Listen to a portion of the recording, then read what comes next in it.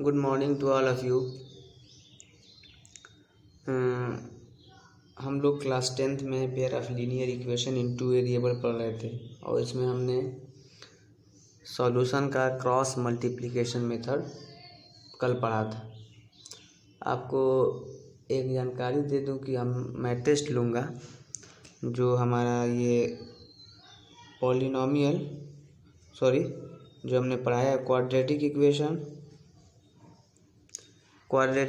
और जब ये ख़त्म हो जाएगा pair of linear equation in two variable, ये दोनों लेसन का मैं टेस्ट लूँगा। जब ये ख़त्म हो जाएगा pair of linear equation in two variable तो एक टेस्ट लिया जाएगा, यहीं पे क्वेश्चन लिखा जाएगा, आप लोगों को सॉल्व करके भेजना होगा। ठीक है, तो हम आते हैं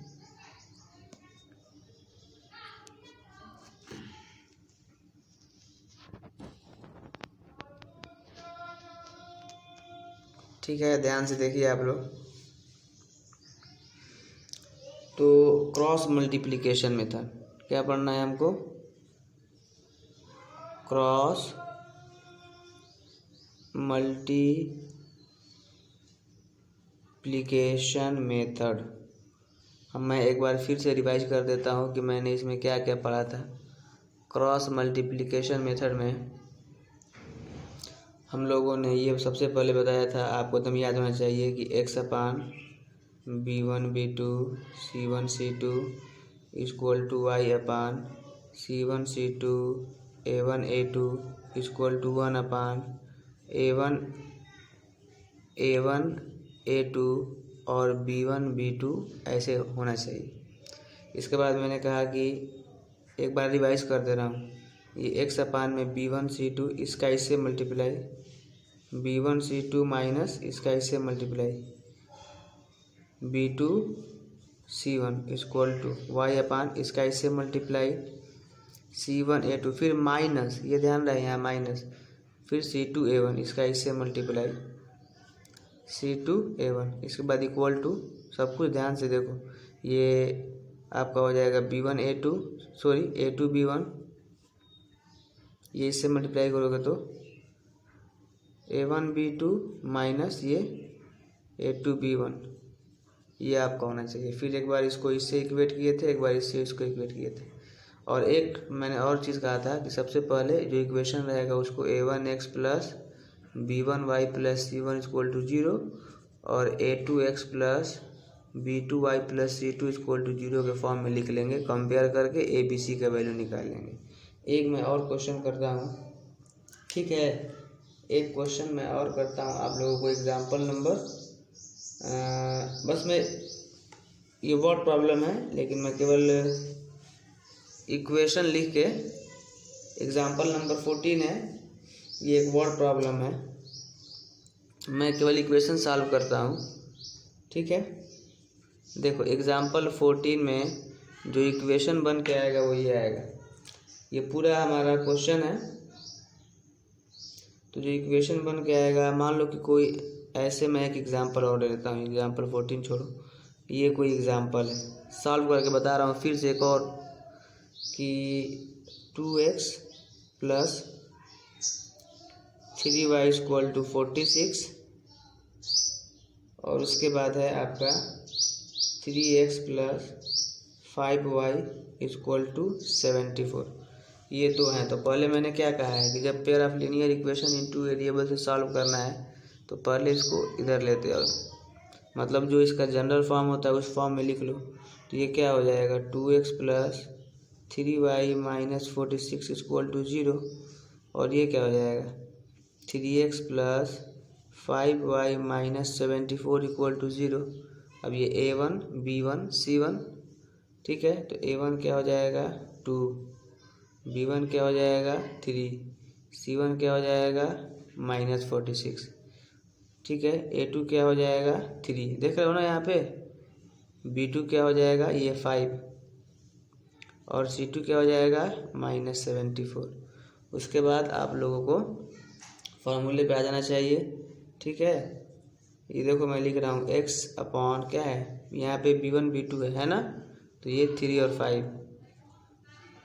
उसके बाद यहाँ पे बी के बाद C1 C2 है, तो यहाँ -46 और -74 इक्वल टू, जो y अपन करोगे तो यहाँ पे क्या है, यहाँ पे C1 C2 है, -46 -74, C के बाद फिर A है आपका, तो A1 A2 है, तो यहाँ पे 2 3, ठीक है।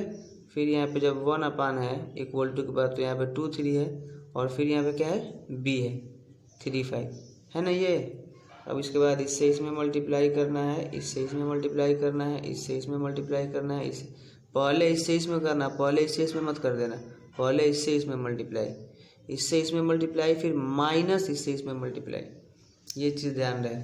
अब यहाँ से अगली लाइन में लिखता हूँ, देखो अब मैं जब मल्टीप्लाई करूँगा 3 से -74 में, तो माइनस तो आएगा ही, और 3 4 जा 12, और 3 7 जा 21, और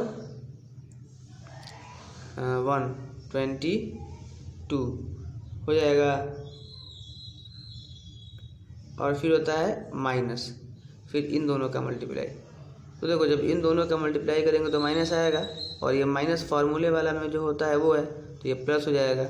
और फिर जब मल्टीप्लाई करेंगे 5 6 जा 30, फिर 5 4 जा 20 20 और 3 23 इक्वल टू, ये y अपान में इन दोनों को मल्टीप्लाई करोगे, तो इन दोनों को मल्टीप्लाई करोगे तो माइनस, और 46 में 3 से मल्टीप्लाई करोगे तो 3 6 जा 18, 3 4 जा 12 12 1 13, फिर होता है माइनस, और फिर ये इससे इसमें मल्टीप्लाई करोगे तो माइनस है, तो ये क्या हो जाएगा प्लस, 74 2 जा 148 हो जाएगा ये,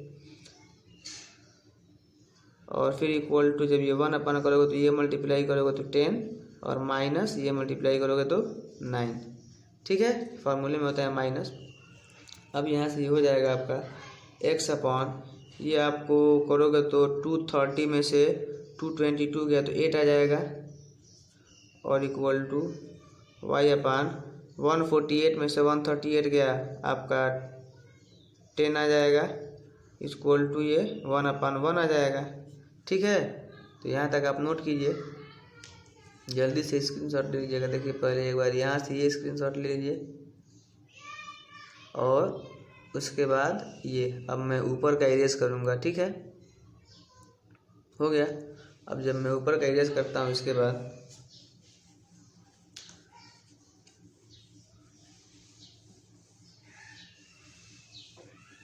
अब देखो इसके बाद मैंने ये कहा था कि एक बार इसको इससे इक्वेट कर देंगे और एक बार इसको इससे इक्वेट कर देंगे, तो नाउ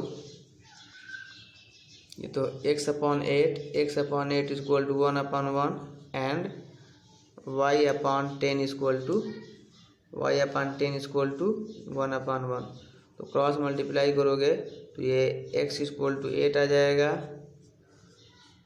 और ये y इज इक्वल टू 10, ये हमारा हो गया, ठीक है।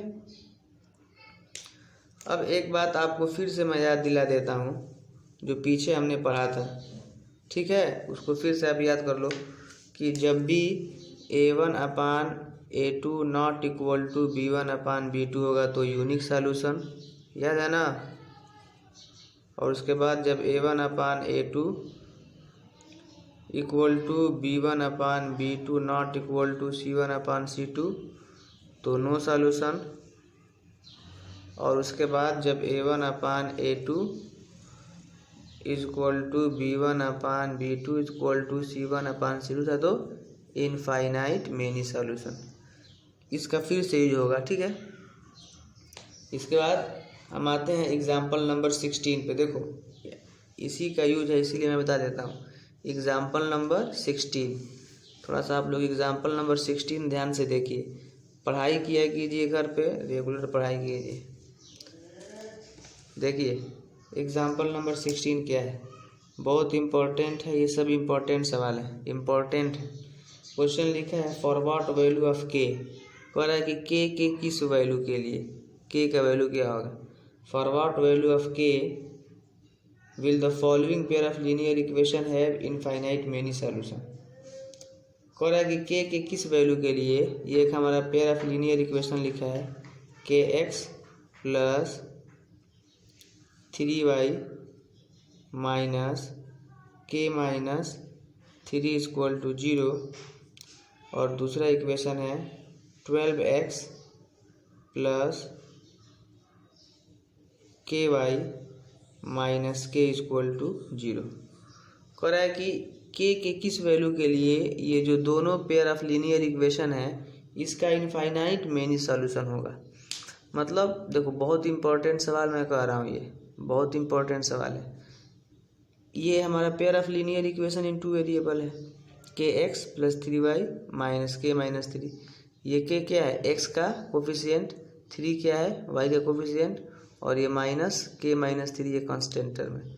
दूसरे इक्वेशन में 12 क्या है, एक्स का कोफिशिएंट, के क्या है, वाई का कोफिशिएंट, और माइनस क्या है, के क्या है, कांस्टेंट टर्म। तो इसमें हम के की जगह पे क्या रख दें कि इस के की जगह पे कोई नंबर ही आएगा कि इसका इनफाइनाइट मेनी सॉल्यूशन हो जाए, इनफाइनाइट मेनी सॉल्यूशन। तो आप जानते हैं सबसे पहले तो आप कंपेयर करेंगे, ठीक है। आप ए वन क्या हो जाएगा आपका, के, ठीक है, क्योंकि इनफाइनाइट मेनी सॉल्यूशन का ये ना होता है A1 upon A2 equal to B1 upon B2 equal to C1 upon C2, यही ना होता है। तो इनफाइनाइट मेनी सॉल्यूशन के लिए ये होता है। तो पहले ABC हम निकाल लेंगे, ये सॉल्व करने का तरीका है। ऐसा एक दो सवाल हम बताएंगे अभी, ठीक है। तो आपका B1 क्या हो जाएगा 3, और C1 क्या हो जाएगा माइनस के माइनस 3, ठीक है। फिर A2 क्या हो जाएगा, A2 हो जाएगा आपका 12, A2 हो जाएगा 12, और आपका B2 हो जाएगा के, ठीक है। और C2 क्या हो जाएगा माइनस के, C2 हो जाएगा माइनस के। ये A2 B2 C2। अब फॉर इनफाइनाइट मेनी सॉल्यूशन क्या होता है, जो केस होता है वो लिखेंगे, for infinite many solution, for infinite many solution, for infinite many solution क्या होता है, A1 upon A2 equal to B1 upon B2 equal to C1 upon C2, यही ना होता है। तो A1 अपान A2 क्या हो जाएगा, के अपान 12 इक्वल टू 3 अपान के, B2 क्या है यहाँ पे, ये B1 अपान B2 3T अपान के इक्वल टू ये है माइनस के माइनस 3 अपान माइनस के। अब ये दोनों तरफ माइनस से कट जाएगा, हम हटा देते हैं। तो ये हमारा कंडीशन हो जाएगा। अब देखो मैं सॉल्व करता हूँ। अब ये इसके इक्वल, तीनों इक्वल है, आप बहुत ध्यान से समझिएगा। ये तीनों क्या है, इक्वल है। तो अब तीनों इक्वल है तो पहले मैं इन दोनों को इक्वल लेता हूँ, पहले मैं इन दोनों को इक्वल लेता हूँ, ठीक है। अब देखो मैं इसको इसके इक्वल ले सकता हूँ, इसको इसके इक्वल ले सकता हूँ, इसको इसके इक्वल ले सकता हूँ, ठीक है। तो पहले मैं इन दोनों को इक्वल लेता हूँ। नाउ बहुत अच्छी और इम्पोर्टेंट क्वेश्चन है ये, ध्यान से देखो। तो जब ये लोगे, जब ये दोनों को इक्वल लोगे, के अपान 12 इक्वल टू 3 अपान के, तो मैं आगे लिखता हूँ, ये क्या हो जाएगा, के स्क्वायर हो जाएगा, के स्क्वायर इक्वल टू ये हो जाएगा 36, हो जाएगा ना, या यहाँ से हो जाएगा आगे, k equal to plus minus under root में 36, या के इक्वल टू 6 प्लस माइनस 6। के का वैल्यू 2 आएगा, प्लस माइनस 6, के का वैल्यू क्या आएगा, प्लस माइनस 6 आएगा। अब क्या करता हूँ, देखो कि मैं इसको इसके बराबर ले लेता हूँ, इसको इसके बराबर, इसको इसके बराबर, ऊपर का मैं इरेज करता हूँ, ठीक है। आप लोग ध्यान से थोड़ा सा देखिए। अभी यहाँ पे कहोगे कि सर के का वैल्यू तो आ गया, तो अभी हम कहेंगे अभी के का वैल्यू नहीं आया है, ठीक है। अब बोलो कैसे, तो उसको मैं बाद में आपको बताऊंगा। के का वैल्यू अभी दोनों है, प्लस 6 है कि माइनस 6 है कि दोनों है। अभी तो एक हमने कंडीशन लिया है, अभी तो एक और कंडीशन लिया जा सकता है। अभी इसको इसके बराबर भी कर सकते हैं, इसको इसके बराबर भी कर सकते हैं। अभी इसको हमने बराबर किया तो के का 2 वैल्यू आया। अब थोड़ा सा हम क्या करेंगे, इसको इसके इक्वल करेंगे, उसके बाद देखते हैं कि के का वैल्यू क्या आता है, ठीक है। ध्यान से देखिए, इसको मैं इरेज करता हूँ ऊपर वाला,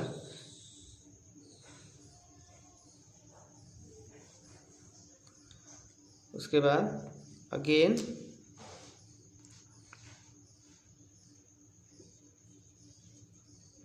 मैं क्या इक्वल लेता हूँ, ये वाला 3/k equal to k minus 3/k, 3/k equal to k minus 3/k। और जब इसको सॉल्व करोगे तो देखो, इसको सॉल्व करोगे तो ये क्या आ जाएगा, k square minus, cross multiply करोगे ना तो k square minus 3k equal to ये हो जाएगा आपका 3k, और ये हो जाएगा k square minus 3k equal to 0, या k square minus 6k equal to 0, या k जब कॉमन करोगे तो k माइनस 6 इक्वल टू 0। अब यहाँ से या तो k 0 होगा या k माइनस 6 0 होगा। अरे k कॉमन कर लिए क्वाड्रेटिक इक्वेशन बन गया, तो या तो k 0 या k माइनस 6 0, या फिर क्या हो जाएगा k 0 और k इक्वल टू 6। अब ये दोनों हम लिए तो k का वैल्यू 0 आया और k का वैल्यू क्या आया, 6 आया। यहाँ पे k का वैल्यू क्या आया था, +6 आया था और -6 आया। तो हम ये देखते हैं कि इसमें भी k का वैल्यू 6 आया और इसमें भी k का वैल्यू 6 आया, तो इन दोनों कंडीशन में k इक्वल टू 6 सेटिस्फाइड हो रहा है। आ रही बात समझ में। अब देखो एक बात तुमको मैं और बता देता हूँ, हमने एक बार इसको इसके बराबर लिया तो k का वैल्यू +6 -6 आया, इसको इसके बराबर लिया तो k का वैल्यू 0 या k इक्वल टू 6 आया। अब जब इसको और इसको बराबर लोगे ना तो k का 2 वैल्यू आएगा और एक वैल्यू 6 होगा। हम देख रहे हैं कि k क्या है, दोनों कंडीशन को सेटिस्फाइड कर रहा है। जब ये इसके बराबर है तो k इक्वल टू 6 तब भी आ रहा है, जब ये इसके बराबर है तो k इक्वल टू 6 तब भी आ रहा है।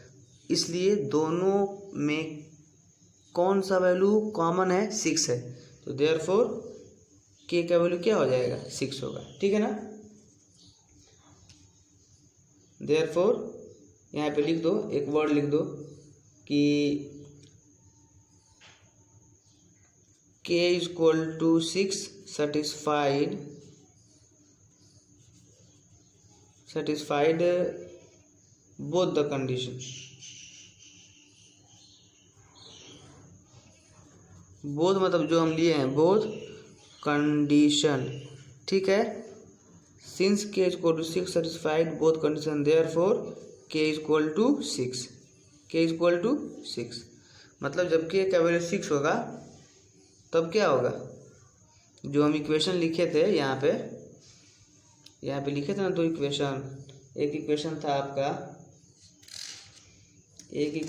आपका ये वाला kx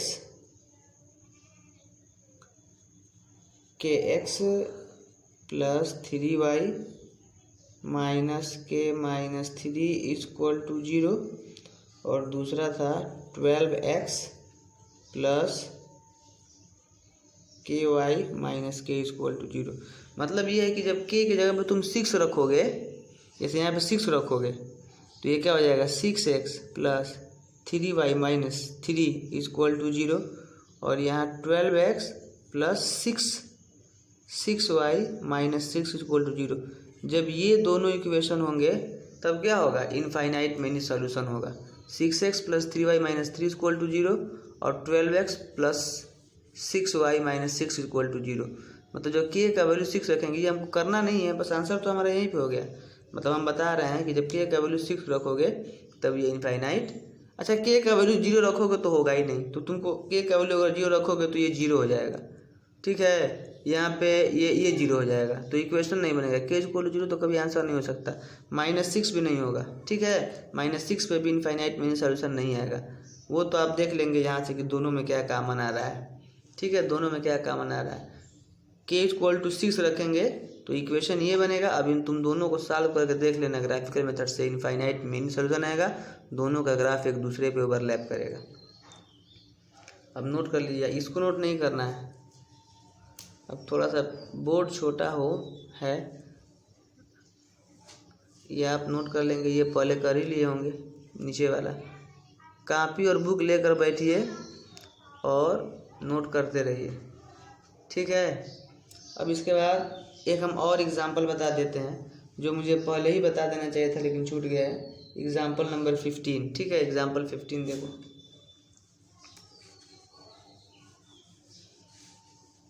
ये सब इम्पोर्टेंट क्वेश्चन मैं बता रहा हूँ।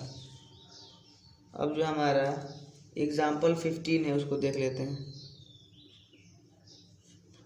देखो एग्जाम्पल 15 क्या है, कह रहा है कि for what value of P, यहाँ पी पूछ दिया, पी के किस वैल्यू के लिए, पी के किस वैल्यू के लिए does the pair of equation gives below has unique solution.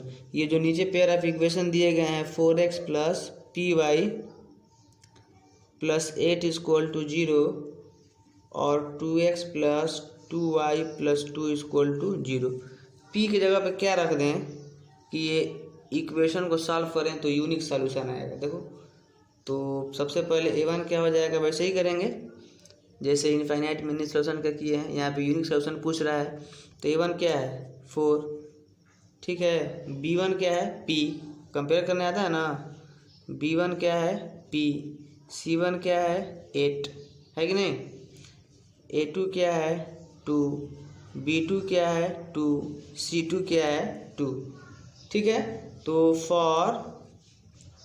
For unique solution क्या होता है कंडीशन, यूनिक सॉल्यूशन के लिए ना कह रहा है, तो for unique solution a1 upon a2 not equal to b1 upon b2 होता है ना। तो a1 अपान a2 क्या हो जाएगा 4/2 है ना, a1 अपान a2 क्या हो जाएगा 4/2 not equal to b1 upon b2 p/2। तो जब इसको सॉल्व करोगे क्रॉस मल्टीप्लाई करोगे तो क्या हो जाएगा, यहाँ फिर ये जो 2 से 2 कैंसिल हो जाएगा, तो समझदार तो ये 2 से 2 कट जाएगा, कट नहीं जाएगा। तो क्या हो जाएगा p या 4 नॉट इक्वल टू p, 4 अरे not equal to 4 not equal to p, 4 not equal to p या p नॉट इक्वल टू 4। क्या आ गया, p का वैल्यू 4 नहीं होना चाहिए। इसका मतलब ये है कि इस इक्वेशन में p के जगह पे कोई भी रियल नंबर मत रखो, सॉरी कोई भी रियल नंबर रख दो, बस 4 मत रखो। आंसर ये आ रहा है p नॉट इक्वल टू 4। कह रहा है कि p के किस वैल्यू के लिए इस इक्वेशन का सॉल्यूशन यूनिक होगा, तो p के किसी भी रियल नंबर के लिए इस इक्वेशन का सॉल्यूशन यूनिक होगा, बस 4 ना हो। ये क्या कह रहा है कि p नॉट इक्वल टू 4। तो फॉर ऑल वैल्यू, तो ये जो हमारा पेयर ऑफ इक्वेशन है ये p के सभी वैल्यू के लिए, ये p के किसी भी वैल्यू के लिए यूनिक सॉल्यूशन देगा एक्सेप्ट 4 ना हो, p नॉट इक्वल टू 4, ठीक है। p का वैल्यू 4 नहीं होना चाहिए, p का वैल्यू 4 ना हो, इसके बाद कुछ भी रखो और इसको सॉल्व करो तो यूनिक सॉल्यूशन क्या आएगा। तो लिख देंगे therefore for all value of p, therefore for all values of p except for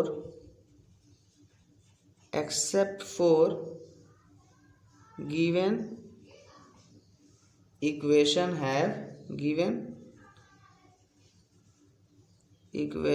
have unique solution। यहाँ पे आप लोगों को कोई दिक्कत नहीं हो रहा है कि नॉट इक्वल टू, कोई बात नहीं, एकदम आप इक्वल टू, जैसे ये नॉट इक्वल टू से आप लोग घबराइए मत, तो वैसे ही सॉल्व कीजिए जैसे इक्वल टू लगा होता है वैसे ही सॉल्व किए, ठीक है।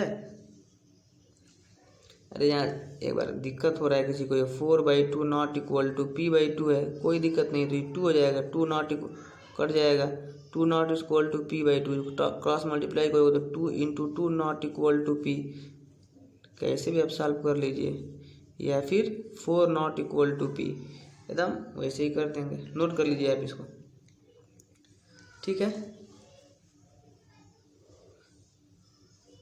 अब इसके बाद हमारा एक्सरसाइज है, इसके बाद क्या है हमारा एक्सरसाइज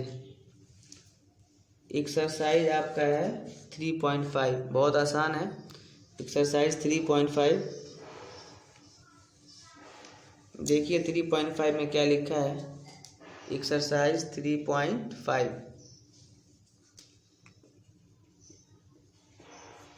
एक्सरसाइज 3.5 में लिखा है which of the following pair of linear equation है यूनिक सॉल्यूशन, नो सॉल्यूशन और इनफाइनाइट मेनी सॉल्यूशन। मतलब बताना है कि किसका यूनिक सॉल्यूशन है, एकदम वही सवाल पीछे वाला, किसका नो सॉल्यूशन है, किसका इनफाइनाइट मेनी सॉल्यूशन है। उसके बाद कह रहा है कि in case there is a unique solution find it by using cross multiplication method. और अगर किसी का यूनिक सॉल्यूशन मिल जाता है तो उसको क्रॉस मल्टीप्लिकेशन मेथड से सॉल्व करो। मैं कोई एक क्वेश्चन करूँगा और मैं चौथा कर दे रहा हूँ 3.5 के पहले का चौथे का इक्वेशन है आपका x minus 3y minus 7 equal to 0 और x minus 3y minus 7 equal to 0 और दूसरा इक्वेशन है 3x minus 3y minus 15 equal to 0। तो यहाँ पे a1 क्या है 1, b1 क्या है -3, c1 क्या है -7, a2 क्या है 3 है ना, b2 क्या है -3। देख रहे हो ये a2 क्या है 3, b2 क्या है -3 और c2 क्या है -15। तो हम देख रहे हैं कि a1 अपान a2 1/3 है और b1 अपान b2 -3 अपान -3 1 है। तो a1 upon a2 b1 upon b2 के बराबर नहीं है। a1 upon a2 not equal to b1 upon b2। therefore equations have unique solution है कि नहीं, यूनिक सॉल्यूशन है ना। a1 अपन a2 b1 अपन b2 के बराबर नहीं है तो यूनिक सॉल्यूशन है। अब उस यूनिक सॉल्यूशन को क्या करना है, हमको फाइंड करना है। ठीक है, तो फाइंड करेंगे किस मेथड से, वो भी फाइंड करना है हमको क्रॉस मल्टीप्लिकेशन मेथड से। किस मेथड से, क्रॉस मल्टीप्लिकेशन मेथड से। आप लोग इसको नोट कीजिए। अब हम क्रॉस मल्टीप्लिकेशन मेथड से सॉल्व करते हैं। देखिए क्रॉस मल्टीप्लिकेशन मेथड से सॉल्व करने के लिए सबसे पहले हम जानते ही हैं क्या होना चाहिए, फॉर्मूला जो हमारा है वो याद होना चाहिए। नाउ x अपॉन में यहाँ पे क्या होता है, यहाँ पे होता है b1 b2, तो -3 इसके बाद -7 माइनस c1 c2, उसके बाद y अपान में पहले c1 c2 रहेगा, उसके बाद यहाँ पे आएगा a1 a2 और इसके बाद 1 में पहले a1 a2 रहेगा, उसके बाद आएगा b1 b2। अब जब सॉल्व करोगे क्रॉस मल्टीप्लिकेशन मेथड से तो ये करोगे तो 45 प्लस में हो जाएगा और ये माइनस होता है फॉर्मूले में। फिर ये करोगे तो मल्टीप्लाई करोगे -7 -3 तो +21 आ जाएगा, तो ये माइनस ही रहेगा। अरे बात समझ में ना। अब इसके बाद जब ये करोगे तो y अपान ये मल्टीप्लाई करोगे -21 और ये माइनस फार्मूले में होता है। जब ये मल्टीप्लाई करोगे तो +15 हो जाएगा, 15 × 15 और ये इक्वल टू 1 अपान जब ये मल्टीप्लाई करोगे तो -3 और होता है फार्मूले में माइनस, और जब ये मल्टीप्लाई करोगे तो -9 आएगा तो +9 हो जाएगा। ठीक है, अब इसके बाद ये हो जाएगा x अपान ये 24 हो जाएगा और ये y अपान हो जाएगा 6 है ना, -6 -21 +15 है ना, तो हो जाएगा। और इसके बाद ये हो जाएगा 1/6 हो जाएगा। अब इसके बाद एक बार इससे इसको इक्वेट कर देंगे, एक बार इससे इसको इक्वेट कर देंगे।